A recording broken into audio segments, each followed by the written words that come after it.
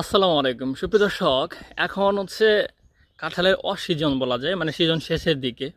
তো আজকে আমি বাজারে একটা কাঁঠাল নিয়ে গেছিলাম। কাঁঠালটার ওজন হবে মিনিমাম 15 কেজি প্লাস। তো এখন তো কাঁঠালের দাম কেমন এটা তো আমি জানতাম না। কাঁঠাল নিয়ে গেছি, কাঁঠাল নিয়ে যাওয়ার পর আমি নামতেই এক কাস্টমার কাঁঠালের ব্যাগটা নিয়ে নিছে, নামায় বলতেছে কত টাকা। তো আমি বললাম যে আপনি যা দিবেন দেন। বলছে, পরে বলতেছে যে না দাম বলেন। পরে যখন আমি বলছি যে 250 টাকা দিয়েন, সে 200 টাকা বলছে। পাশ থেকে আর একটা মহিলা ব্যবসায়ী এসে বলতেছে টাকা নাও। 200 টাকা দিছে, আমি বলছি দিব না, 250 টাকা লাগবে। 230 টাকা দিছে। এই যে 230 টাকাতে কাঁঠাল বেচলাম, এখন বারবার আমার খালি এটাই আফসোস হতেছে, ইস দামটা কি আর একটু বেশি যা যেত না, ইস দামটা মনে হয় কম চেয়ে আলছি। আহারে দামটা আর একটু যদি বেশি যেতাম তাহলে মনে হয় 2 টাকা বেশি পেতাম।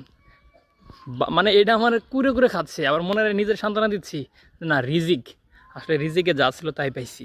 কিন্তু কতক্ষণ পর পরই খালি এডি মাথা বানাইতেছে, দামটা যদি 400 চাইতাম তাহলে 300 টাকা মনে হয় পাইতাম। কেমনটা লাগে কন তো? আপনাদের কার কার এমন হয়েছে? অবশ্যই কমেন্ট করে জানিয়ে যাবেন।